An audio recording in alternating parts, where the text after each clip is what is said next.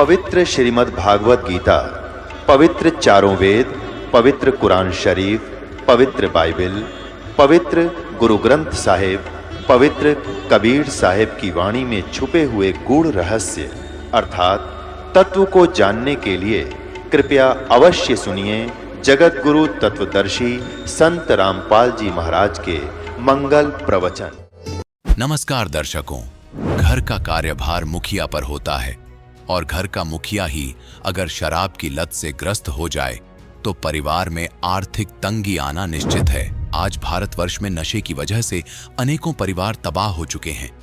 उन घरों के सदस्य भी दुखमय जीवन व्यतीत करते हैं। ऐसा ही दुखमय जीवन यापन कर रही थीं सीमा यादव जी, जो कि हरियाणा के महेंद्रगढ़ की रहने वाली हैं। इनके पिताजी शराब पीते थे।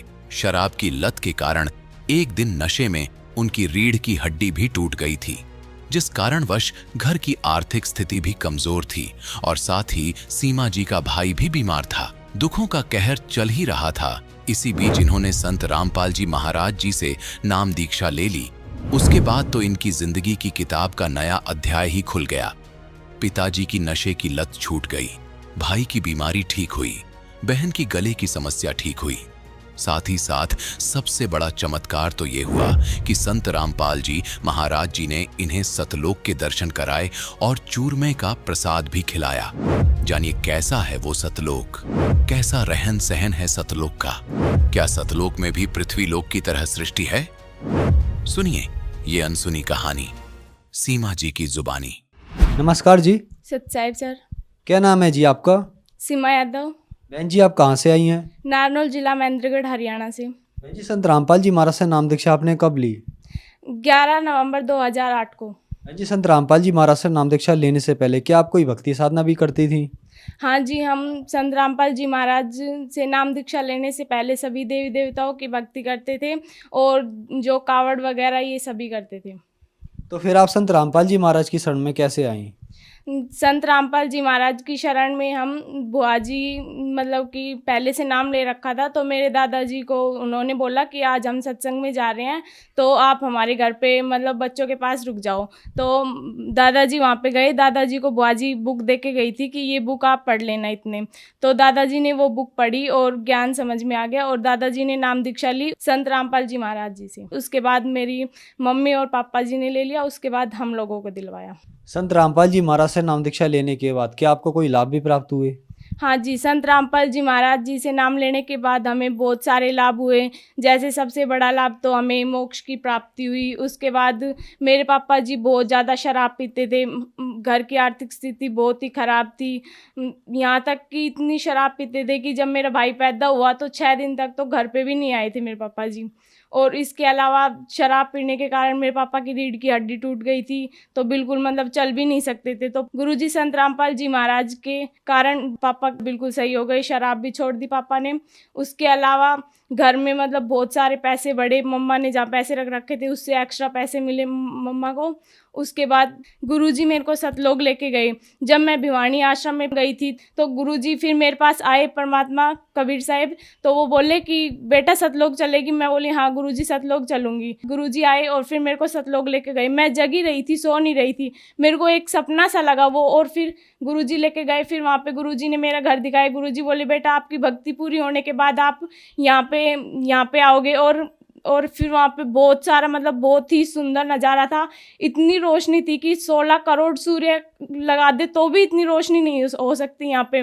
और वहाँ पे बहुत मतलब बड़े बड़े फल वगैरह के पेड़ थे। तो वहाँ पे एक मतलब बहुत बड़ा पेड़ था, वहाँ पे बहुत मोटा आम लग रहा था। तो मैं सोची तोड़ के खा लूँ, फिर मैंने नहीं खाया।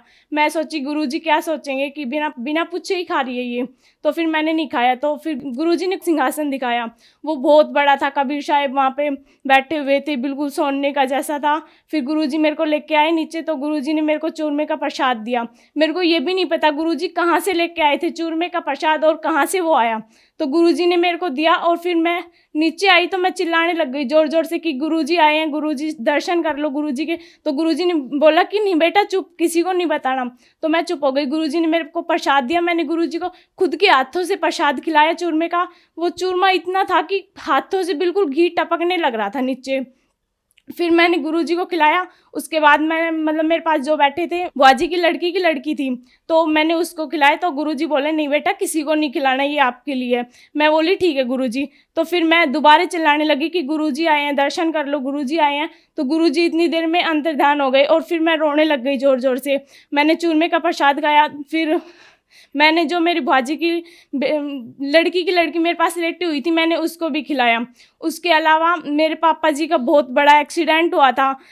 आगे ट्रोला था बहुत बड़ा और पापा पीछे ट्रैक्टर पे थे, तो वो उसके अंदर जाके बिल्कुल ठुक गया और पापा की बिल्कुल खरोच भी नहीं आई संत रामपाल जी महाराज की दया से। और इसके अलावा मेरे भाई पैदा हुआ तभी से इतना बीमार रहता था कि वो एक दिन घर पे रहता था तो 2 दिन डॉक्टर के पास ही रहता था, इतना ज़्यादा बीमार था। तो संत रामपाल जी महाराज की दया से वो भी ठीक हो गया। और इसके अलावा मेरी सिस्टर है, उसके गले में प्रॉब्लम थी बहुत बड़ी कि ना तो वो सांस ले सकती थी और ना कुछ खा पी सकती थी, कुछ भी उसके नीचे नहीं जाता था।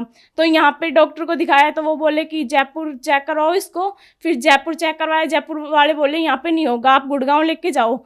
तो उसको गुड़गांव लेके गए। फिर उसके बाद डॉक्टर ने कहा कि 6 महीने तो इसकी मतलब दवाई असर ही नहीं करेगी, उसके बाद थोड़ी बहुत असर करेगी और ये भी कोई पक्का नहीं है कि ये ठीक होगी या नहीं होगी, इसका बचना बहुत ही मुश्किल है। तो पापा ने दिमाग लगाया, थोड़ा सोचा कि मतलब इसके नाम खंडित हो रहे होंगे। तो फिर वहाँ पे नामदान की मतलब कांटेक्ट किया किसी के पास और पूछा कि मतलब कहाँ से गया। तो इसका नाम शुद्ध करवाया, अमृत जल पिलाया। तो अमृत जल इसने बहुत आसानी से पी लिया, जहाँ की एक बूंद नहीं जा रही थी इसकी गले के नीचे, और वो उसने पानी आराम से पिया। उसके बाद इसने नारियल का पानी पिलाया, वो भी इसने आराम से पी लिया। संत रामपाल जी महाराज की दया से वो भी ठीक हो गया। मैं बहुत तेज़ बीमार हो गई थी और मतलब मेरे को ये नहीं पता चलता था कि मेरे क्या होता है क्या नहीं होता। मैं मतलब स्कूल में पढ़ रही हूँ, बेंच पे बैठी हूँ तो मैं बेहोश होकर गिर जाती थी वहाँ पे, और घर पे पैड़े में हूँ तो पैड़े में गिर जाती थी। जहाँ भी हूँ मेरे को कुछ नहीं पता चलता था मेरे साथ क्या होता है क्या नहीं होता। मैं बहुत ज़्यादा बीमार हो गई थी। तो पहले नारनौल के डॉक्टर ने दिखाया तो उन्होंने कहा कि भाई तू सोचती ज़्यादा है तो इसका कोई इलाज नहीं है। तो उन्होंने मेरे को दिन में 6 तो इंजेक्शन देते थे वो, और दवा बहुत। तो मैंने डॉक्टर को कहा नहीं मैं दवा नहीं लूँगी इतनी सारी, आप इंजेक्शन दे दो। फिर उसके बाद उन्होंने कहा नहीं दवा तो लेनी पड़ेगी, वैसे आप कैसे ठीक हो सकते हो। तो फिर पापा बोले नहीं भाई इसका यहाँ पे इलाज नहीं हो सकता, ये यहाँ पे थोड़ा बहुत भी असर नहीं है, इसको जैसे थी वैसे ही है, कुछ ज़्यादा ही बीमार हो रही है, मतलब पहले चल सकती थी अब ये चल भी नहीं सकती है बिल्कुल। तो पापा जयपुर लेके गए। जयपुर वाले डॉक्टर ने भी कहा कि भाई ये सोचती ज़्यादा है या फिर मतलब कोई बात है जो ये किसी को नहीं बताना चाह रही।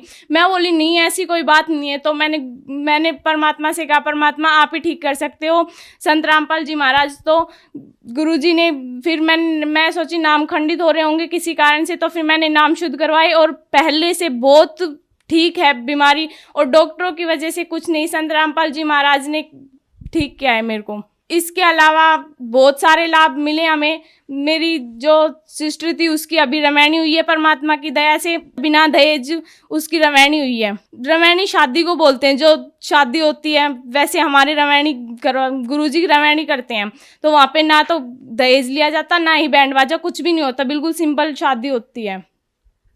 संत रामपाल जी महाराज से नाम दीक्षा लेने के बाद आपको बहुत सारे लाभ प्राप्त हुए, तो जो दर्शक आज आपको देख रहे हैं आप उन्हें क्या संदेश देना चाहेंगी? उन्हें मैं संदेश तो क्या देना चाहती हूँ, पर मैं उनसे प्रार्थना कर सकती हूँ कि परमात्मा आए हुए हैं संत रामपाल जी महाराज, उनसे उनकी भक्ति समझो, बुक्स पढ़ो, बहुत सारी बुक है, या फिर टीवी चैनल पे बहुत सारे चैनल पे सत्संग आते हैं, उनके सत्संग सुनो और अपनी मोक्ष प्राप्ति करवाओ। संत रामपाल जी महाराज से नाम दीक्षा कैसे प्राप्त की जा सकती है? संत रामपाल जी महाराज से नाम दीक्षा प्राप्त करने का बहुत ही सरल आइडिया है। आप टीवी चैनल पे सत्संग आता है उस पे देख सकते हो, या बुक्स के पीछे भी नंबर रहते हैं, हर बुक्स के पीछे नंबर मिलेंगे, उस पे आप कांटेक्ट करके आपकी जो भी जितना पास नामदान पड़ता है वहीं से आप नाम दीक्षा प्राप्त कर सकते हैं।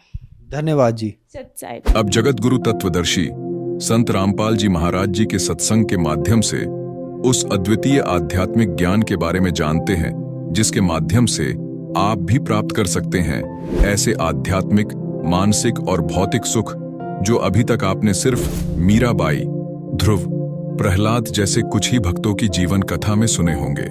अब सुनिए तत्वदर्शी संत के संग शास्त्र अनुकूल भक्ति सत्संग ऐसा अद्वितीय आध्यात्मिक ज्ञान जिसका है सर्वधर्मों के पवित्र शास्त्रों में प्रमाण।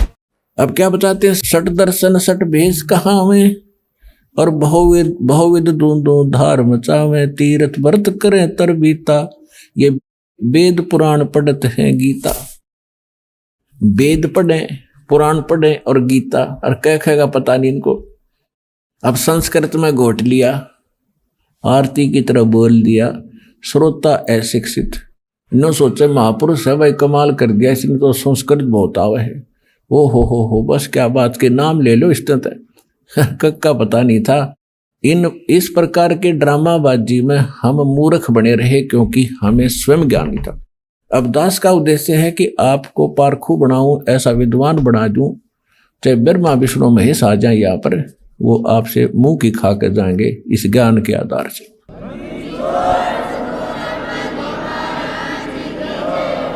चार संप्रदा 52 द्वारे, जिन्हों नहीं निज नाम बेचारे, अरमाला घाल हुए हैं मुक्ता, ये सट दल उआ बाई बकदा। ओए होए, चार संप्रदा 52 द्वारे, और जिन्हों नहीं निज नाम बेचारे। कोई कुछ नाम देता है, कोई कुछ नाम देता है, कोई कुछ साधना का मंत्र बताता है। कहते हैं गीता पढ़ते हो, वेद पढ़ते हो, वेद और गीता में है कहीं ये मंत्र जो तुम दीक्षा देते हो? वेदों में यजुर्वेद अध्याय नंबर 40 के मंत्र नंबर 15 में केवल एक ओम मंत्र है। ओम कर्तु समर किलबे समर कर्तुम समर। ओम नाम का जाप काम करते करते सिमरण करो, विशेष कसक के साथ, विशेष कसक के साथ, यानी सच्ची श्रद्धा से जाप करो, और मनुष्य जीवन का मूल कर्तव्य जान के ये भक्ति करो। तो ये तो ब्रह्म का जाप है। और यजुर्वेद अध्याय नंबर 40 के मंत्र नंबर 10 में वेद ज्ञान दाता वही है जो गीता ज्ञान दाता। वो कहता है कि कोई तो परमात्मा को संभवात कहता है, संभवात माने जन्म लेने वाला, और कोई उसको असंभवात कहता है कि वो जन्म नहीं लेता। संभवात कहने वाले आकार में आए अवतार मानते हैं, और असंभवात उसको निराकार मानते हैं। तो परमात्मा कैसा है इसकी जानकारी तत्वदर्शी संत बताते हैं, उनसे पूछो, विस्तार के साथ बताएंगे। तो इससे सिद्ध है कि वेद ज्ञान और गीता ज्ञान ये दोनों इनकम्प्लीट हैं, लेकिन गलत नहीं कह सकते इन ज्ञानों को। फिर यजुर्वेद अध्याय नंबर 40 के मंत्र नंबर 17 में कहा कि वो पूर्ण परमात्मा तो गुप्त है, और मैं ब्रह्म हूं, वेद ज्ञान दाता कहता है, और मैं ब्रह्म लोक रूपी दिव्य आकाश में रहता हूं, और मेरा एक ओम मंत्र है। तो ये बाकी मंत्र कहां से घसीट लाए ये? इसी प्रकार श्रीमद् भगवद गीता अध्याय नंबर 8 के श्लोक नंबर 13 में पूरी गीता में साधना का एक मंत्र है, ओम इति एकाक्षरम ब्रह्म विहारण माम अनुसमरण यह प्रयाति तदंदेहम सयाति परमाम गति। मुझ ब्रह्म का गीता ज्ञान दाता कहता है, मुझ ब्रह्म का, क्योंकि श्री कृष्ण में प्रवेश करके ये ब्रह्म काल बोल रहा है। 11वें अध्याय के 32वें श्लोक में गीता में कहता है कि मैं काल हूं, सबको खाने के लिए आया हूं। श्री कृष्ण काल नहीं थे, उन पहले कभी काल नहीं कहा, फिर बाद में कभी अपने आप को काल नहीं कहा। श्री कृष्ण के शरीर में वो खुद बोल रहा था। तो ये कहता है मुझ ब्रह्म का केवल एक ओम मंत्र है, इसकी अंतिम सांस तक भक्ति करता हुआ जो जाता है वो मुझे इस ओम से प्राप्त होने वाली परम गति प्राप्त करता है। इसी प्रकार सूक्ष्म वेद में कहा कि नाम उठत नाम बैठत नाम सोवत जागवे, नाम खाते नाम पीते नाम से ती लागवे।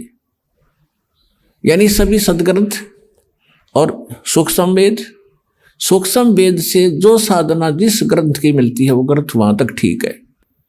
तो वेदों में यही है, गीता में यही है, लेकिन वहां उन्होंने ऑप्शन छोड़ दिया है कि ये कंप्लीट साधना नहीं है। गीता अध्याय नंबर 17 के श्लोक नंबर 23 में कहा है कि पूर्ण परमात्मा के पाने का वो मंत्र तो गीता ज्ञान दाता कहता मेरा मंत्र है, और उस सच्चिदानंद घन ब्रह्म को पाने का, परम अक्षर ब्रह्म को पाने का वो 3 मंत्र का जाप है। ओम तो सीधा ब्रह्म का, तत्व और सत्य ये 2 सांकेतिक है।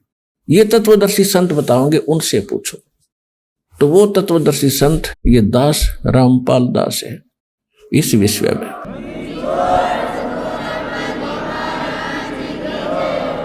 अब क्या बताते हैं, सठ दर्शन सठ भेख कहावे, बहुविध दो दो धार मचावे, तीर्थ व्रत करे तर बीता, वेद पुराण पढ़त है गीता। तीर्थों पे जाने का कहीं गीता में लिखा है? व्रत करने का गीता जी में लिखा है? नहीं लिखा है। छठे अध्याय के 16वें श्लोक में श्रीमद् भगवद गीता में तो ये प्रमाण दिया है कि जो हे अर्जुन, ये योग यानी भक्ति साधना न तो अधिक खाने वाले की सफल होती है और न बिल्कुल ना खाने वाले यानी व्रत रखने वाले। जैसे एकादशी का व्रत रखते हैं तो उस दिन कुछ नहीं खाते, जल आचमन करते हैं, तो वो साधना गलत है, वेद गीता के विरुद्ध है। और तुम व्रत करते हो तो इसको कहते हैं, गीता अध्याय नंबर 16 के श्लोक नंबर 23 में कहा है कि शास्त्र विधि को त्याग कर जो मनमाना आचरण करते हैं उनको न तो कोई सुख होता है, न उनकी गति होती है, न ही उनको कोई सिद्धि प्राप्त होती है, अर्थात यूजलेस। तो यहां परमात्मा सूक्ष्म वेद में गरीबदास साहिब जी परमात्मा से प्राप्त ज्ञान के आधार से कह रहे हैं कि सठ दर्शन सठ भेख कहावे और बहुविध धूम धूम धार मचावे। वो देखो इनकी साधना बड़ी कठिन, अन्यों से चब डूंडा ठा रखा है न तय, और कहते तीर्थ व्रत करें तरबीता, और वेद पुराण पढ़े ये गीता। खाक पढ़ा फिर गीता को उन्होंने, 4 संप्रदा 52 दवारे, जिन्हों नहीं निज नाम बेचारे। उन्होंने निज नामों को ऊपर कभी सोचा भी नहीं, देखा देखी जो गुरु ने दे दिया आगे वो देने लगे। ये साधना गलत थी। और माला घाले हुए हैं मुक्ता, 4 माला पैर करने सोचा हो गए पार। सट दल उआ बाई बकदा, उआ बाई बक क्या करते, इनको कोई ज्ञान नहीं था। श्री कृष्ण को सर्वेश्वर महेश्वर ब्रह्मा विष्णु महेश अजरो अमर है, इनके कोई माता पिता नहीं, इसको उआ बाई कहते हैं। अटबट बकवास करते थे। माला घाल हुए हैं मुक्ता, ये सट दल उआ बाई बकदा। बैरागी बैराग न जाने, बिन सतगुर नहीं चोट निशाने। ये बैरागी बन गए, घर छोड़कर चले गए। कहते हैं बैरागी बैराग ना जाने और बिन सतगुर नहीं चोट निशाने। बिना सतगुर के ये ठीक ठिकाना नहीं मिल सकता, आपको सही ज्ञान वो नहीं प्राप्त हो सकता। 12 बाट बिटम बिलोरी, सठ दर्शन में भक्ति ठगोरी। इन सभी जितने भी अन्य पंथ बने हुए हैं इनमें सब ठगी की भक्ति है, यथार्थ भक्ति नहीं है, भ्रम भक्ति है। सन्यासी 10 नाम कहावे और शिव शिव करे नसन से जावे, निर्वाणी नीकच्छ निसारा, भूल गए वो ब्रह्म द्वारा। सन्यासी 10 नाम में सन्यासी कहते हैं शिव जी के भक्ति और शिव शिव करेंगे और संसार उनका समाप्त नहीं है। और कहते हैं भूल गए निर्वाणी निकच्छ निसारा, भूल गए वो ब्रह्म द्वारा। उनको परमात्मा ब्रह्म तक का भी ज्ञान कोई ना, ब्रह्मा विष्णु महेश तक भूले बैठे। गीता अध्याय नंबर 7 के श्लोक 12 से लेकर 15 में यही कहा है कि तीनों गुण रजगुण ब्रह्मा सदगुण विष्णु तमगुण शिव जी की जो भक्ति करते हैं ये इन्हीं तक इनकी सीमित है बुद्धि है। ये मेरी भक्ति भी ना करते, गीता ज्ञानदाता ब्रह्म कहता है। और जिनका ज्ञान इन तीनों गुणों रजगुण ब्रह्मा सदगुण विष्णु तमगुण शिव जी से मिलने वाले इस क्षणिक लाभ पर स्थिर हो गया है, दृढ़ हो गए हैं, किसी की सुनते नहीं। वो राक्षस स्वभाव को धारण किए हुए मनुष्यों में नीच दूषित कर्म करने वाले मूर्ख मुझे भी नहीं बचते अर्जुन।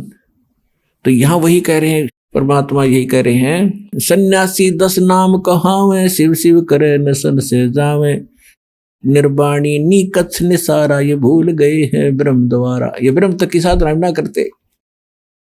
सुन सन्यासी कुल कर्मनासी, भग में प्योंदी भूले धोंदी, छल छिद्र की भक्ति न कीजिए, आगे जवाब कहो क्या दीजिए। भरम कर्म भैरो को पूजे, सत शब्द साहेब ना सूझे। ये कोई भैरो को राग रहा है, किसी को पूज रहा है, कोई कुछ पूज रहा है। सत्य शब्द वो सच्चा नाम परमात्मा का किसी को नहीं सूझा, पता नहीं चला। माला मुक्ति कक्कड़ हुक्टी बाना बौड़ी गौड़ी भांग भसोड़ी, ये भी बैदा है। बैदा माने व्यर्थ। जंगम जैनी फोकट फैनी, नाम न चीन्या गुण गुरु गुणहीन। नगन निराशा तन को त्रासा, पशु प्राणी समान समानी।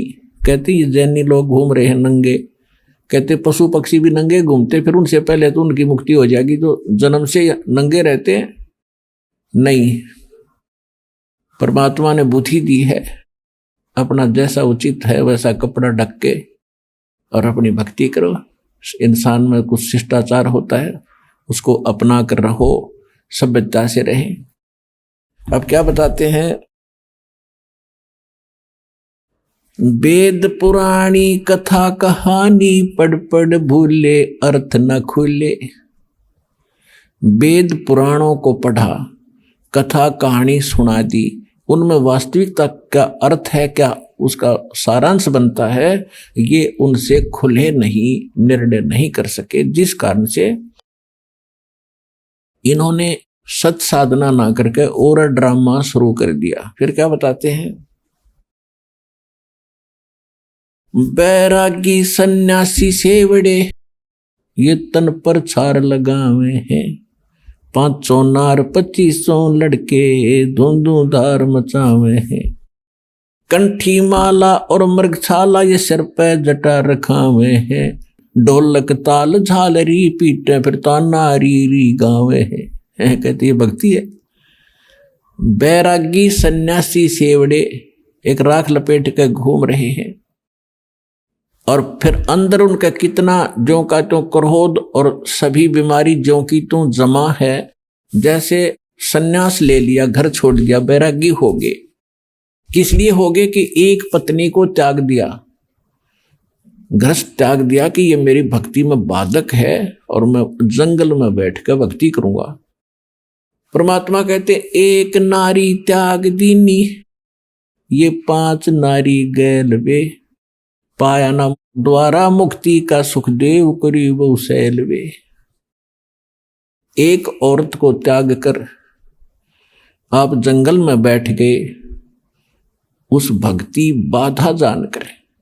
परमात्मा कहते आपके अंदर ये 5 नारी और है जो भक्ति बाधक है, काम क्रोध मोह लोभ अहंकार। इन 5 को त्यागते घर में रह ले। फिर घरवाली नारी इतनी बाधक नहीं है जितनी ये तेरी बीमारी बाधक है जो आपके अंदर जमा है। एक नारी त्याग दीनी 5 नारी गैल वे, पाया न द्वारा मुक्ति का सुखदेव करीब सैल वे। कहते सुखदेव जैसा बैरागी तो नहीं हो सकता, माँ के गर्भ से निकलकर भाग गया था उठ के, और जब तक सतगुरु नहीं मिले उसने पता नहीं कहां कहां तक भटका था, स्वर्ग में भी चला जाता था, उसका मोक्ष नहीं था। मोक्ष नहीं हुआ तो सतगुरु के बिना, पूर्ण संत के बिना ये बीमारी कटे नहीं जो जन्म और मरण की। बैरागी सन्यासी सेवड़े तन पर छार लगावे हैं, 500 नार 2500 लड़के धुंधुधार मचावे हैं। 500 नार ये काम क्रोध मोह लोभ अहंकारियों के नु जमा तुम्हारे अंदर। कंठी माला और मृगछाला सिर पर जटा रखावे हैं, ढोलक ताल झालरी पीटे ये तो नारी गावे हैं। ये माता का जागरण करेंगे या बेंजू बेंजू बांध कर फिर गीत गावे, शब्द गावेंगे, ये कोई भक्ति है? अपने आत्मा हमने भक्ति का पता ही नहीं था। अब जैसे ये दास स्वरूप प्रारंभ में जब भक्ति मार्ग पर लगा तो इस यथार्थ भक्ति का प्रकाश नहीं था गरीबदास जी के पंथ में। वाणी शब्द वो बहुत गाया करते थे और जहां भी गाने ये सत्संग का आयोजन होता था तो वहां 5-4 अच्छे चुने हुए गायक लाए जाते थे जिनकी आवाज सुरीली हो। तो फिर पहले एक शुरू होता था, फिर कहते थे ना भाई ये तू सुना, आपकी आवाज कुछ बहुत बढ़िया है। फिर उसको लगाते, अरे भले आदमियों अब अकल काम अब करे जो भगवान ने दया बख्शी। अब जैसे किसी ने किसी को जाकर बता दिया कि भाई तेरे घर में चोरी होगी, अब जब सामने वाले ने भांग नहीं पी रखी होगी, शराब नहीं पी रखी होगी, तो एकदम चिंतित होगा और तुरंत या तो घर की तरफ चल लेगा और जाके उसको देखेगा वह कितना नुकसान हो गया। और जय उसने शराब पी रखी होगी तो वो क्या कहेगा, ये भी फिर बता क्या कहा। और दूसरा उससे कैसा शराबी है वो ने क्या बताऊं क्या क्या, आपके चोरी हो गई। हाँ कहा यो बहुत बढ़िया बोला भाई, इसकी आवाज बड़ी सुरीली है। आपके चोरी हो गई, और फिर वो भी कहता आपके चोरी हो गई। तब वो दोनों शराबी हैं। तो अब जैसे जब दास देखा करता था वो भी गा रहे हैं कि अनमोल जीवन तुम्हारा नष्ट हो रहा है, परमात्मा की वाणी गा रहे हैं, सत्य नाम बिना और सतगुरु बिना मोक्ष नहीं। सुनने वाले भी गेल गा रहे हैं, गुरु बिन मोक्ष नहीं, सतनाम बिना मुक्ति नहीं, और सतनाम किसी के पास नहीं। वो तो ऐसे हैं जैसे एक बार किसी ने कोई तोता पकड़ दिया, तोता, उस तोते को बेचने जा रहा था पिंजरे में लेकर। एक भक्त संत साधु मिला, उसने देखा कि ये पक्षी जंगल में घूमने वाला है और ये कैद हो गया। तोते की आयु बहुत लंबी होती है, मनुष्य से भी ज्यादा होती है, और ये सारी उम्र कैद रहेगा, क्यों ना इसको मुक्त करा दूं। उसने उस तोता बेचने वाले से पूछा भी इसका मूल्य बता, कितने में बेचता। उसने कहा 5 रुपये लूंगा पिंजरे समेत। ले भाई 5 रुपये ले और दे दे। अब उस तोते को लेकर वो महात्मा घर ले आया अपने कुटिया में, और उससे कहा कि भाई तोता तू कैसे फंसा बच्चा। तोते ने बताया जी शिकारी आया था, उसने जंगल में दाने डाल दिए, जाल बिछा रखा था, मैंने देखा नहीं, मैं लालच में आ गए, वो दाने खाने के लिए आ गया और मैं फंस गया। तो गुरुजी उस संत ने कहा कि भाई यदि मैं तुझे छोड़ दूं तो फिर तो ये गलती नहीं करेगा। अगना जी कभी नहीं, कते नहीं करूं।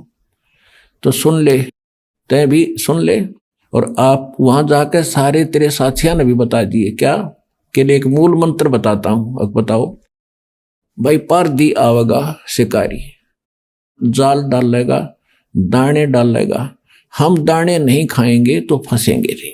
बोला जी ठीक है। उसको 10-20 दिन खूब वो रटवा दिया, तोता ठीक बोलने लग गया। जा भाई, जाते ही सब ने सिखा दिया। कहा जी जाते सब ने सिखाऊंगा।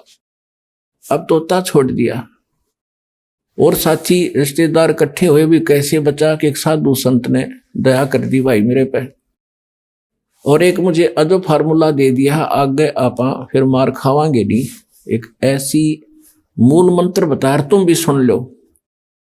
शिकारी आवेगा और दाने डालेगा, जाल बिछावेगा, हम दाने नहीं खाएंगे तो हम फंसेंगे नहीं। कहा भाई, रोज आरती करें वृक्ष पर बैठ के, सारे शाम और दिन में ये घोट लिया, उन्हें गायत्री मंत्र बना लिया।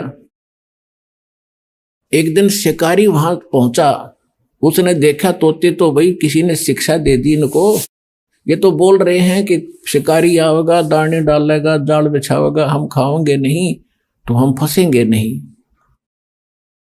उसने सोचा यहाँ कोई फायदा नहीं मेरा आने का, चल दूसरे साइड में जाता हूं। फिर भी सोचा चल इतनी दूर आया हूं, कोई एकादा ना समझ फंस भी सकता है, इतना रोटी राटी खाऊं, इतना जाल बिछा के देख लेता हूं। उसने दाने डालकर जाल बिछा के बैठ गया एकलो वृक्ष के नीचे। इतने में जब वो देखा उन तोतों ने अच्छे पड़े हैं मोटे मोटे दाने खाने के,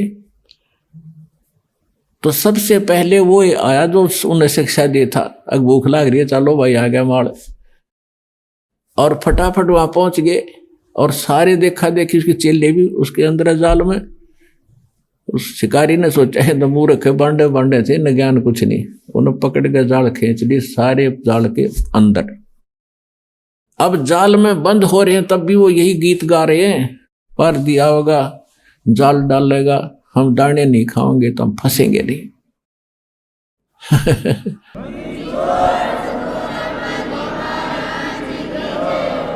अब वो शिकारी उस जाल को उठा के कंधे पर डालकर चल पड़ा पीछे।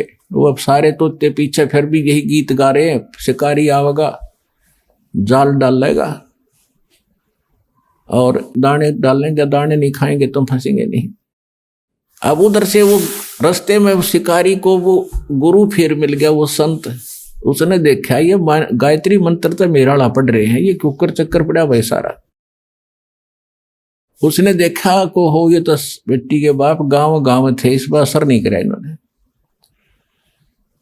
अब उस संत ने ऐसे ताली बजाई, क्योंकि जब वो तोता घना बोलिया करता, जब वो पकड़ रखा था पिंजरे में और उसको सिखाया करता था, वो डटा नहीं डटे था। जब उसने ताली बजाकर वो क्या करता वो गुरुजी, तो उसने वो ताली ऐसे थैली बजाई, उसने देखा वो कोड वर्ड,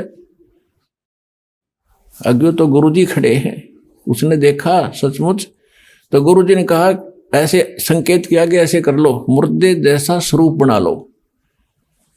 तो उस तोते ने आंखें पलट ली, जैसे मर गया। तो चेले भी देखा करें थे, जैसे वो करे तो सारा ने ऐसे कर लिया।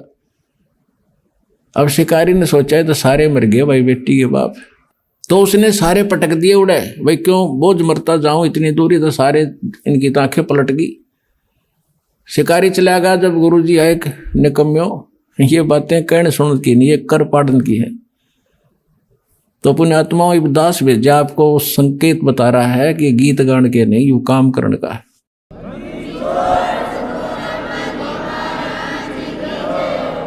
बैरागी सन्यासी से बड़े तन पर छार लगावे हैं, 500 नार 2500 लड़के ये धुंधु धार मचावे हैं। कंठी माला और मृगछाला सिर पे जटा रखा हुए हैं, और ढोलक ताल झालरी पीटो तो नारी री गावे हैं।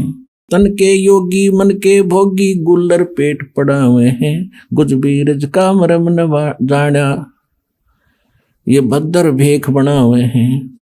करवा और कॉपी न लिए जो बनखट गुफा बना हुए हैं, खुदा कुत्ती घट में दूती फिर गृह द्वार आवे हैं। अब क्या बताते हैं कि घर त्याग कर जंगल में जाकर बैठ गए। देखो परमात्मा के लिए हम भटक रहे हैं, हम रह नहीं सकते। जब तक मालिक नहीं मिलेगा हमारी ये प्यास बुझ नहीं सकती, क्योंकि हम ऐसे सुख स्थान को छोड़कर इस कंगाल लोक में आ गए, यहाँ कोई वस्तु पूरी नहीं है। तो उसके लिए हम युगों से भटक रहे हैं, लेकिन साधना ठीक ना मिलने से हमारे वो बलिदान भी व्यर्थ गए। घर छोड़ना कोई छोटी बात नहीं है, बच्चों को त्यागना, लेकिन परमात्मा के लिए और प्रेरणा पाकर किसी संत साधु से घर भी त्याग दिया। अब जंगल में जाकर बैठ गया। अब बैठ तो गया, लेकिन भूख लगेगी। एक दिन रोक लेगा भूख ने, 2 दिन रोक लेगा, फिर कहाँ आना पड़ेगा, गृहस्थी के द्वार पर आना पड़ेगा, और रोटी उससे भिक्षा लेकर फिर जंगल में जाएगा, वहाँ खावेगा। फिर सर्दी लगेगी, कुटिया बनावेगा वर्षा से बचने के लिए, क्योंकि वैसे भक्ति हो नहीं सकती, कभी ओले गिर जा और कभी धूप सतावे, कभी वर्षा में भीग जा। तो उसके लिए झोपड़ी भी डालनी पड़ी। रोटी खाने के लिए कोई थोड़े बहुत पात्र भी इकट्ठे करने पड़े, कोई गिलास कटोरा थाली। तो परमात्मा कहते हैं कि डेरे डंडे खुश रहो ये खुसरे लेने मोक्ष, दरु प्रहलाद पार हो गए फिर गृहस्थी में क्या दोष। केले की कोपीन है जो फूल पान फल खाही, नर का मुख नहीं देखते जो बस्ती निकट ना जाही। वो जंगल के रोज हैं जो मनुष्यों बिद के जाही, निस्तिन फरो उजाड़ मैनो परमात्मा पावे नाही। कहते वो तो जंगल के रोज हैं नील गाय, आदमियां देख को भाग जाओ जंगल में, अकम बस्ती के निकट नहीं जाते, फूल पत्ते खाकर गुजारा करते हैं, और तन पर केवल केले की कोपी यानी केले के पत्ते को गुप्तांग पर रखते हैं। इतने बैरागी हैं। परमात्मा कहते हैं भक्ति, यदि सच्चा नाम सतनाम और सार नाम कंप्लीट कोर्स नहीं मिला तो कितना आडंबर कर ले, मोक्ष नहीं। और मोक्ष के लिए परमात्मा ने उदाहरण दिया कि स्वयं एक झोपड़ी बनाकर रहे, एक गृहस्थ आचार निर्वाह करके दिखाया कि परमात्मा ऐसे मिलेगा। अपना समय पर जो मालिक देता उसमें विश्वास करो, भक्ति करो, और अपने जहां सुविधाजनक है उसमें रहो एज इट इज। अब इन बाहर जाने के बाद आप देखते हो इनमें भांग पीने की बीमारी लग गए साधु संतों में। क्यों लगती है? क्योंकि घर त्याग कर चले गए भगवान के लिए प्रेरणा पा करके। अब जो गुरुजी हैं उनको मालूम है कि नया नया आया है, 5-10 महीने 2 महीने में इसको घर की याद सतावेगी, इसलिए उसको आदी कर देते हैं सुल्फा पैण की, भांग पैण का, कि यू यहाँ पड़ा रहेगा तेरे पास ना, तू भाग ना जा। और भांग पी के भक्ति व्या कर दे, बकवादों के काम है ये। अन्यों को साधु संत तेन पिया करें, जहर पी लो ना साधु संत, अगर ये भांगे पीणते काम चल रहे थे, बकवास करें।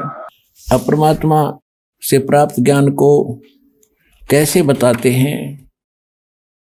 मत तो दे दी है बाल में बैरे नू, मत दे दिए बाल में बैरे नू, मत तो दे दी है बाल में बैरे नू, मत तो दे दिए बाल में बैरे नू। अब ये आत्मा रो रही है, गरीबदास साहिब जी उसको कैसे चित्रार्थ कर रहे हैं। ये आत्मा अब रो रही है कि इस मन के साथ मेरा संयोग जोड़ दिया, जो केवल उल्टे काम में प्रसन्न रहता है और सही काम में ये दिक्कत पैदा करता है।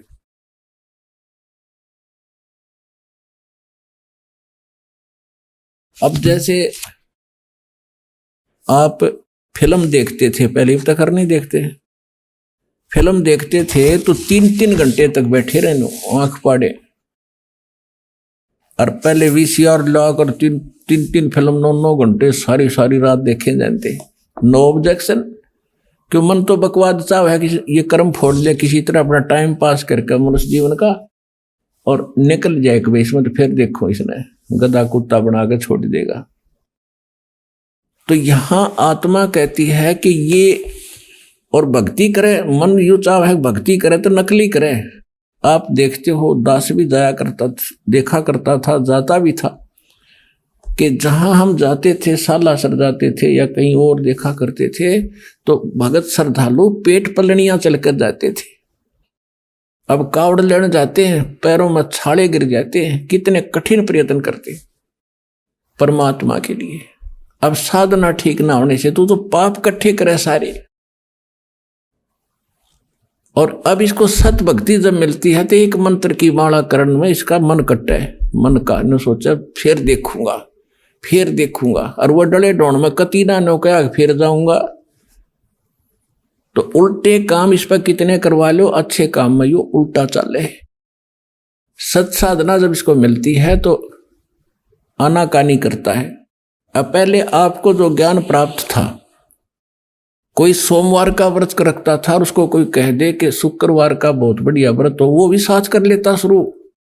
और अब कोई ये कहे कि ये सब बकवाद छोड़ दो, देखो ये प्रमाण गीता वेद पुराणों में और परमात्मा के बताए ज्ञान में, और ये साधना कर रहे। नो, ये थोड़ा वाक रहे, तुरंत नाट जाएगा, दूसरी बात सुनता नहीं।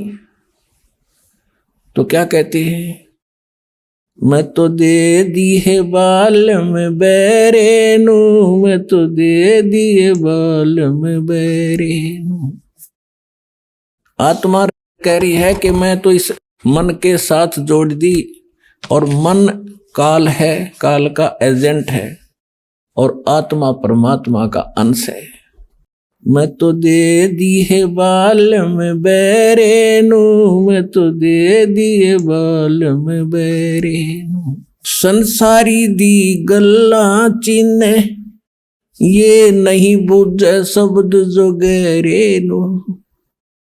संसारी दी गल्ला चिन्ह, नहीं बुझे शब्द जो गहरे नू। मुर्दों से ती प्रीत लगावे न जाने सतगुरु मेरे नू। मैं तो दे दी है बाल में बैरे नू, मैं तो दे दिए बाल में बैरे नू। श्वेत छतर सिर मुकुट बिराजे, देखत ना उस चेहरे नू।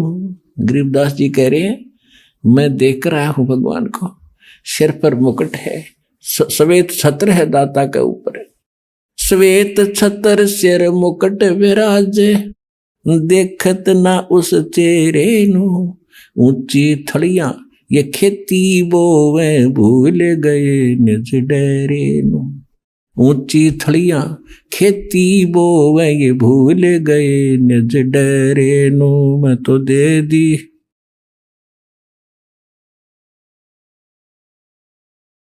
मैं तो दे दी है बालम बैरे नु मत दे दी है बालम बैरे नु। ये संसार समझदा नाही कहंदा श्याम दोपहरे नु। ये संसार समझदा नाही कहंदा श्याम दोपहरे नु। गरीब दास ये वक्त जात है रोवोगे इस पैरे नु। गरीब दास ये वक्त जात है रोवोगे इस पैरे नु मैं तो दे दी। मैं तो दे दी है बालम बैरे नु मैं तो दे दी है बालम बैरे नु। एक भगत बता रहा था, जैसे ये कहते हैं ना, संसारी दी गल्ला चिन्ह ना बुझे शब्द जो गहरे नु, यानी गूढ़ ज्ञान को सुनना भी पसंद नहीं कर रहा। और आम आदमी कोई कह दे उसने मान ले, और कोई कह दे चल सालासर चलेंगे, चल भाई कब चलना है। और कोई कह दे वैष्णो देवी चलेगा, कहाँ त्यार चलेंगे, वहां टिंडे लेने जाओगा बता। कोई विचार नहीं करते। और जब ज्ञान बताते हैं कि ये नहीं देखो ये प्रमाण है, ये 10-6 प्रमाण देता एक पॉइंट को क्लियर करने के लिए, और इतना देखकर भी जो नहीं मानते तो वो मन के प्रेशर के अंदर है। इसीलिए परमात्मा हमें बताना चाहते हैं कि मैं तो दे दी बालम बैरे नु। अब जैसे एक भगत बता रहा था कि मैं अपने साथी ने, घना मित्र था मेरा, जब ये सत्संग मैंने सुना, ज्ञान लिया, नाम लिया, मैं सत्संग मानने लगा, तो मैंने उसको कहा कि अभी सत्संग में चलेगा मेरे साथ, कि अब फिर देखूंगा, अब टाइम को नहीं, अब समय नहीं है, फिर देखूंगा। नाट सका नहीं था कि दोस्ती थी। तो इतने में मैं थोड़ा सा आगे चला, चल भाई फिर बताएंगे इसको। थोड़ी सी दूरी पर कोई अन्य को कह रहा था कि उस गांव में रागनी कंपटीशन होगा। वो मेरा मित्र उनके पास जाके खड़ा हो गया। अरे कौन से गांव में, कहाँ है बताइए। रात ने वहां धक्के खाने चलेगा, और 3 दिन में आया वो रागनी कंपटीशन सुनने के लिए। वह तो फट दे स्वीकार कर ली। मैंने बताया उसके लिए समय नहीं था। एक भगत था, वो बता रहा था कि एक उपदेश ले लिया उसने, और उसने फिर अपने मित्र को समझाना, ये प्रत्येक की कर्तव्य बनता है कि मैं अपने मित्र को, अपने जो मेरी बात को सुन सकता उसको समझाऊं। तो उसके पास जाके कहने लगा कि भाई सत्संग में चलो, ज्ञान समझाया काफी। तो वो कहने लगा भाई मेरे पास टाइम नहीं, फिर देखूंगा। चलो फिर कुछ दिन के बाद वो फिर गया। जब सत्संग नेक्स्ट समय आया, सत्संग का निकट सी, तो उसने कहा भी चलोगे सत्संग में। उसने कहा भी मुझे फुर्सत नहीं, फिर देखूंगा। फुर्सत माने समय नहीं, देसी भाषा में फुर्सत कहे।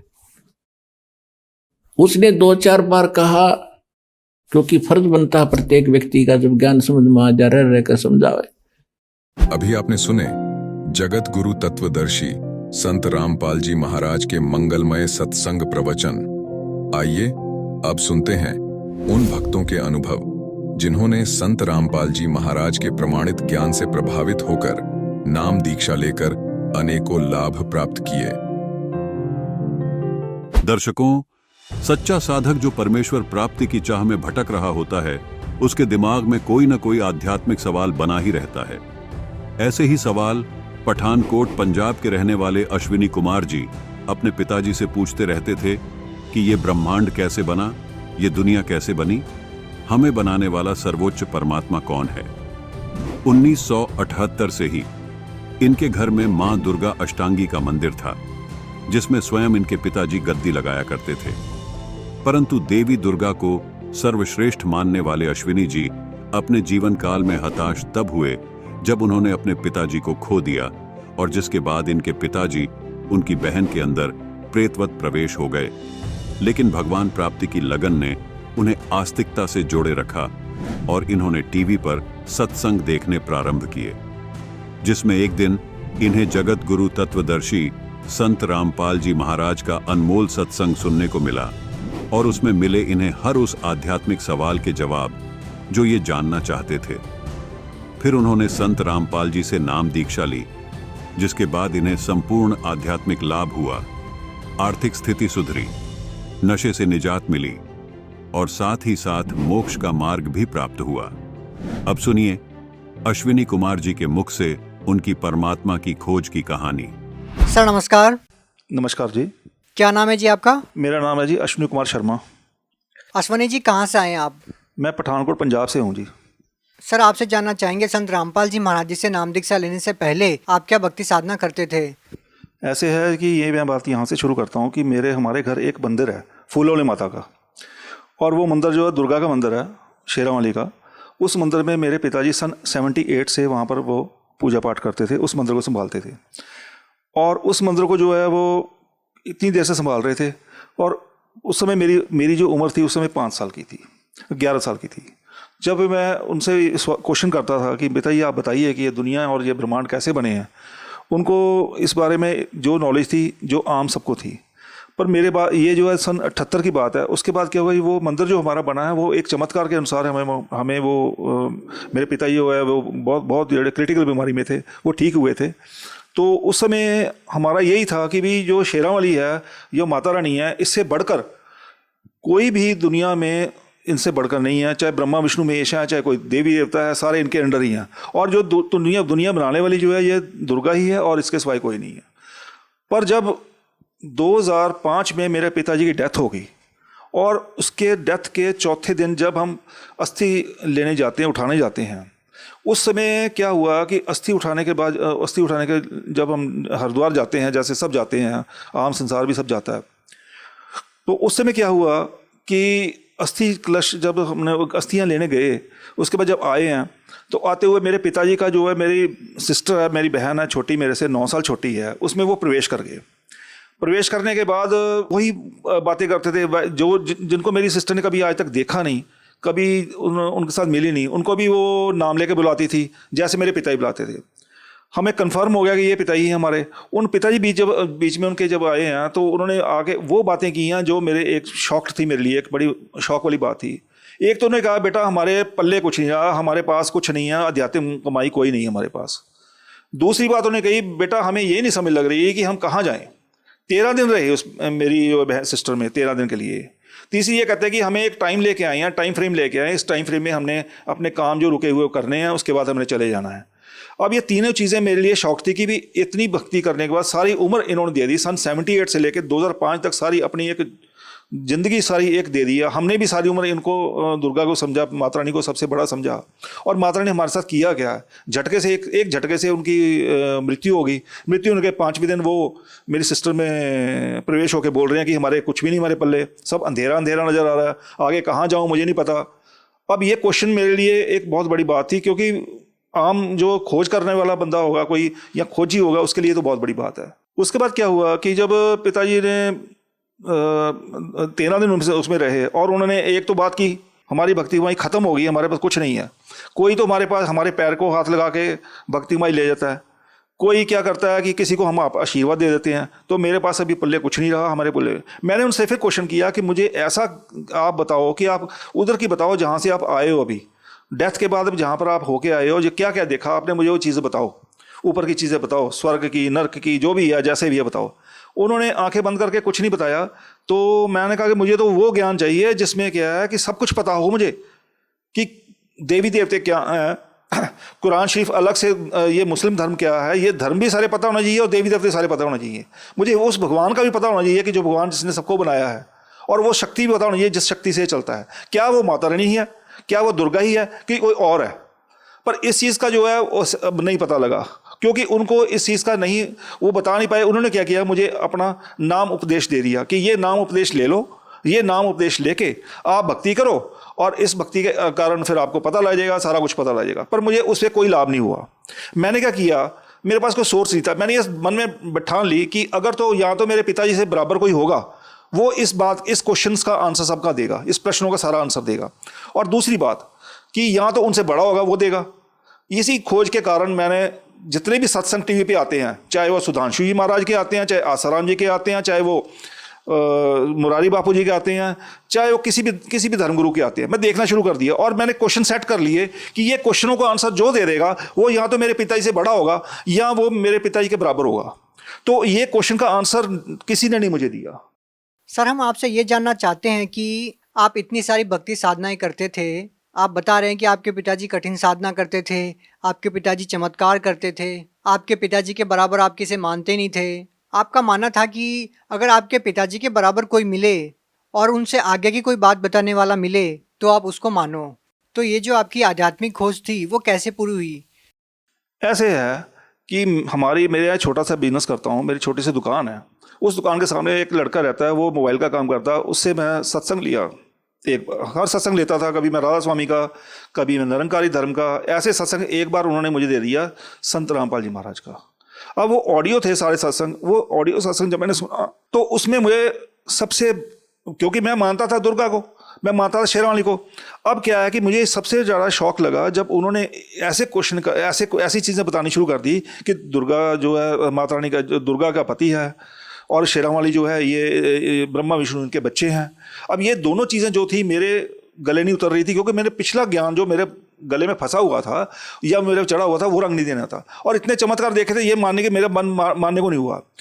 फिर मैंने इस बात के ऊपर पूरी खोज करनी शुरू की। मैं इनका सारा ज्ञान देखूंगा और इनसे जाकर बात करूंगा कि आप देवी देवताओं की इनकी क्यों बुराई करते हैं, ऐसे क्यों उनको बोलते हैं कि ये ब्रह्मा विष्णु महेश है, इनका जन्म मृत्यु होती है, दुर्गा जो है इनके माता है, काल इनका पति है, ऐसी बातें ये करते हैं, ये क्यों करते हैं। इनसे सिर्फ मैंने एक क्वेश्चनिंग करने के लिए तैयारी करने लगा कि मैं इनके सत्संग देखने के बाद वो सारी चीज़ें इकट्ठी करूंगा और इनके पास जाके इनसे बात करूंगा।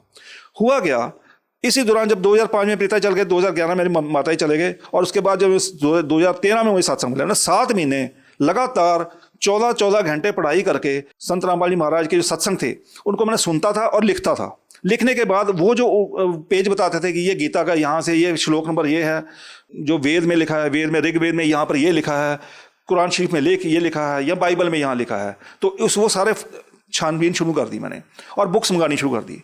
जहाँ जहाँ से मुझे सोर्स मिला मैंने सारा चेक किया इनका। तो क्या हुआ, 7 महीने 14 घंटे पढ़ाई करने का ये नतीजा हुआ मेरा। मुझे आज परमात्मा ने ये बता दिया कि तेरे पिताजी डेथ के बाद कहाँ बैठे हैं, और ये भी बता दिया कि तेरी माँ भी कहाँ बैठी है। अभी उसकी गति नहीं हुई, वो यहीं पर घूम रहे हैं। क्या कारण मानते हैं उनकी गति नहीं हुई, उनका मोक्ष नहीं हुआ? देखिए, सबसे बड़ी बात तो यह है कि आम समाज ये बात चमत्कार को नहीं समझेगा। मेरे लिए तो बहुत बड़ा चमत्कार था कि मुझे ये पता लग गया कि मेरे पिताजी कहाँ बैठे हैं या मेरी मम्मी कहाँ बैठी है। पर अगर कोई आदमी, अगर कोई भी व्यक्ति अगर इसके अध्यात्म ज्ञान को ध्यान से सुनेगा और समझेगा और समझने की कोशिश करेगा तो उसको पता लग जाएगा कि वो कहाँ बैठा है, किसकी पूजा कर रहा है, किसकी करनी चाहिए, किसकी नहीं करनी चाहिए। हमें दुर्गा की पूजा भी करनी है, हमें किसी शिव जी की पूजा करनी है, किसी उसके एक मंत्र है, उसको बुलाने का एक तरीका है और वो अपने आप लाभ देंगे। पर ये है कि जो पूर्ण परमात्मा है, या पूर्ण परमात्मा जैसे संत रामपाल जी धरती पर एक अवतार लेके आए हुए हैं, उनकी भक्ति जो है वही, उसी साधना से सब कुछ मिलेगा। उसी से पता लगेगा हमें कि हम कहाँ बैठे हैं, किसकी पूजा करनी चाहिए, किसकी नहीं करनी चाहिए। सर, संत रामपाल जी महाराज जी से नाम दीक्षा लेने के बाद आपको क्या लाभ मिले? सबसे पहले ये है कि मैंने 2014 में नामदान लिया इनसे। 2015 में 7 महीने लगातार 14 घंटे पढ़ाई करने के बाद जब मैंने नामदान लिया तो उस समय मेरे ऊपर जो मेरी कोई ऐसे कमेटियाँ डाली होती थी पैसे रुपए की, वो सारी कमेटियाँ मेरी मर गई। कहने का मतलब कि मैं 10 लाख के रुपए के नीचे आ गया। जो मेरे पास पूंजी सारे उम्र की इकट्ठी हुई थी वो भी मैंने उसको एक पकड़ा दी ब्याज लेने के कारण। मुझे पता नहीं था कि ब्याज लेना बुरी बात है या ये जो है ऐसा नहीं करना चाहिए, वो सारी ले दी। वो मेरे सारे पैसे ख़त्म हो गए। अब जो लोग जिनके पैसे मैंने लगवाए थे उस कमेटियों में उस ब्याज के तौर पे, वो मुझे जानते थे, मेरे थ्रू लगे थे, तो ये है कि वो मैंने देने थे उनके। अब कहाँ से देता, काम मेरा है नहीं था, कारोबार मेरा है नहीं था। मैंने फिर इस बंदी छोड़ परमात्मा संत रामपाल जी के ऊपर कहा, मैंने मन में कहा कि हे परमात्मा बंदी छोड़, अब मेरी कोई और बाजू पकड़ने वाला नहीं है, कोई भी देवी देवता ये वो कोई नहीं है, आप मेरे लिए भगवान समान हो, अब परमात्मा ही हो, आप प्लीज़ मुझे इस समस्या से उबारो। उन्होंने मुझे आर्थिक लाभ इतना बड़ा दिया कि जहाँ पर मेरी 2,000 रुपया 3,000 रुपया एक दिन की सेल होती थी, वहाँ पर मेरी सेल एक दिन में उन्होंने 43,000 46,000 सेल करनी शुरू कर दी। वो सेल एक महीने में मुझे सारे मेरे एक महीने में कितने मेरे कर्जे उतरने शुरू हो गए, लोगों के पैसे देने शुरू कर दिए। आज मुझे उनके नामदन लिए तो हो गया, मुझे उनके कर्जे देने के बावजूद भी आज मैंने प्लॉट भी ले लिया, आज मैंने अपना और चीज़ें 5-10 लाख रुपए जोड़ भी लिया। तो 3-4 साल में लोग कहते हैं मंदी है, लोग कहते हैं कि इस जो पूरा विश्व है मंदी की ग्रस्त में है। तो मुझे परमात्मा ने ऐसे चमत्कार दिए हैं कि मुझे अगर 100 रुपये मैं जेब में होता, 100 रुपये खर्चता हूँ तो बाद में 100 रुपये फिर बचता है। अब ये कैसे बचता है, ये संत रामपाल जी महाराज जानते हैं। संत रामपाल महाराज जो है उनकी दया से सब कुछ हो रहा है, उन्होंने ही बताया। सर ये तो रही आर्थिक लाभ की बात। आपसे जानना चाहेंगे कि जैसे कि कई लोगों को भूत प्रेत की समस्याएं होती है, कोई नशे से ग्रस्त होता है, बहुत सारी समस्याओं से लोग घिरे होते हैं, क्या इस प्रकार के कोई लाभ भी आपको मिले हैं? देखिए, मैं तो शुरू से नशा करता नहीं था, क्योंकि हमारे घर मंदिर है, तो शुरू से हमारे वहाँ पर बैन है। हम तो लहसुन प्याज भी नहीं खाते थे, तो मीट तो दूर की बात है। तो ये जो नशे की जो लत है, ये आदमी को उस समय छूटती है जब उसको ये पता लगता है कि इस ज्ञान, अगर मैं नशे की लत अगर मैं नशा करूँगा तो मुझे क्या उसके ऊपर जो मुझे क्या दुख मिलेगा, क्या परेशानी मिलेगी। भगत समाज को क्या संदेश देना चाहेंगे? भगत समाज को ये संदेश देना चाहूँगा कि अगर किसी को आर्थिक परेशानी है, जैसे मुझे थी, अगर वो ठीक करनी चाहता है तो वो किसी और की शरण में जाने की ज़रूरत ही नहीं है। क्या आपके अनुसार वही लोग जो आर्थिक लाभ चाहते हैं वही संत रामपाल जी महाराज जी की शरण में आए? देखिए, आर्थिक, सामाजिक, शारीरिक किसी भी तरीके की कोई परेशानी किसी को है तो मोक्ष कैसे होगा सर? मोक्ष जो है वो एक अलग बात है। आम समाज जो है, क्या संत रामपाल जी महाराज जी की भक्ति करने से मोक्ष भी मिलेगा? जी ये 100% बात है जी। मोक्ष जो है, मोक्ष कहते हैं छुटकारा। छुटकारा किससे? छुटकारा, मृत्यु तो हर किसी की होनी है, मृत्यु के बाद कहते हैं सब लोग कहते हैं छुटकारा हो गया, पर एक्चुअल में जब ज्ञान समझ लगेगा तो पता लगेगा कि उसके बाद छुटकारा नहीं होता। उसके बाद आगे 84 लाख योनियाँ शुरू हो जाती हैं। 84 लाख योनियाँ 43,20,000 साल में कंप्लीट होती हैं, जिसमें एक मनुष्य की योनि जो है 60-70 साल की जो बड़ी दुखदाई है, तो बाकी जीवों के क्या हाल है। तो उस मोक्ष से छुटकारा डालने के लिए संत रामपाल जी महाराज जो हैं अपना एक सेट ऑफ मंत्र है उनके, वो देते हैं।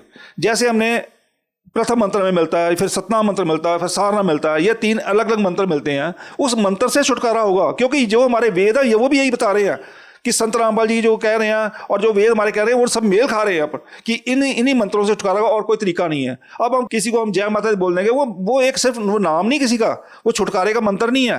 किसी देवी देव की भक्ति करनी है, शिव की भक्ति करनी है हमने, या किसी भक्ति, उसका नाम है, उसको बुलाने का नाम है, उससे भक्ति होगी। वो भक्ति भी इकट्ठी होगी, संचित होगी। जब भक्ति संचित होगी तो पाप कर्म कम होंगे। जब पाप कर्म होंगे, हमारा बैड अकाउंट खत्म होगा, तभी तो हम मोक्ष पाएंगे। बैड अकाउंट खत्म ही नहीं होगा तो कैसे मोक्ष पाया जाएगा। तो लास्ट में आप भगत समाज को क्या कहना चाहेंगे? मैं समाज से हाथ जोड़ के बेनती करता हूं कि इनसे नामदान किसी ने लेना है तो लो, नहीं लेना तो मत लो, पर एक बार इनका जो ज्ञान है वो सुनो, वो देखो। YouTube के ऊपर आप देखिए, सर्च करिए, संत रामपाल जी महाराज के ज्ञान को सर्च करिए, देखिए उसमें क्या क्या कह रहे हैं। वो देखने का कोई बुराई नहीं है, सुनने में कोई बुराई नहीं है। देखने और सुनने के बाद क्या कि आप खुद ही फैसला करेंगे कि हम कहाँ बैठे हैं, और इसके बाद आप ये क्लियर कर हो जाएगा। आप उसके बाद रह नहीं पाओगे कि संत रामपाल जी का नाम मैंने नहीं लेना। उसके बाद फिर नामदान लेके आप अपना उद्धार करोगे, और आने वाले जो 84 लाख योनियां हैं, जिसमें जाने के बाद आदमी का जीव बहुत दुखदाई होता है, उससे छुटकारा मिल जाएगा। बहुत बहुत धन्यवाद।